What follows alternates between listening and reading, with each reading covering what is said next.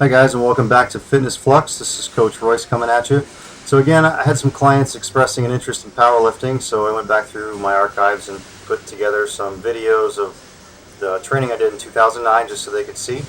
I don't want you guys to make the mistake of this video here of this being for shoulder growth. This is not how I made my shoulders grow. I did get some front deltoid response from all the heavy bench pressing and overhead pressing that I did, but most of my shoulder growth actually came from light ass dumbbells and angles. So don't make the mistake of thinking this video is to make your shoulders grow. This is specifically for bench press strength. Now I want you guys to notice something. First of all, my form, I'm using a bench that's completely upright. Typically I'd start with a barbell press, but this is a Planet Fitness. I didn't have access to that there. Notice the elbow positioning there. Elbows are all the way to the front, isolating the deltoid. You let your elbows drift back behind you, which is a common mistake. You get too much chest activity. That's kind of cheating, and you won't see a consistent strength response from that.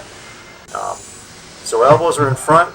Notice I'm stopping at about the chin. This is what I believe to be a safe range of motion for most people.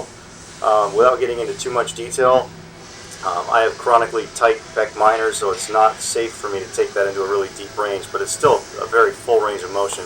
If you notice, I'm also not lifting my chin toward the bar. That's also chopping another 3 or 4 inches off the range of motion.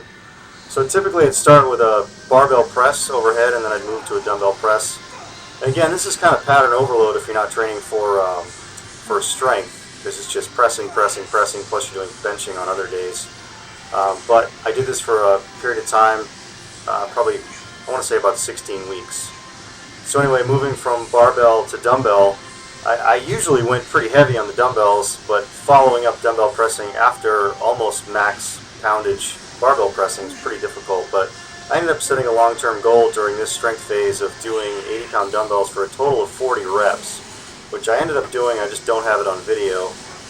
This day I did 12, 11, 11, which is pretty good. I think my best set with the 80s with this style. Again, watch the range of motion. That's almost full shoulder joint range. Obviously not taking into consideration movements like clean and jerk and press where the barbell comes from the collarbone, which again I don't believe to be a safe range of motion for most people that don't religiously stretch out their anterior chain. You're at high risk for tearing a shoulder, which I actually did doing that exact movement years later. Anyhow, 80-pound dumbbells, did a total of, 12, 11, 11, 34 reps. That day I did accomplish my goal of 40 reps total eventually. I think it was 2 weeks after this. And then I moved to a drop-down set after this, which was 50-pound dumbbells. I had originally set a goal of doing them for a set of 20 explosively. I ended up doing 30 when that strength phase was over, so it was very successful. So this is just a great example of shoulder training, starting with a barbell press, warming up. Obviously I didn't show the warm-up sets, but I think I did 4 or 5 warm-up sets.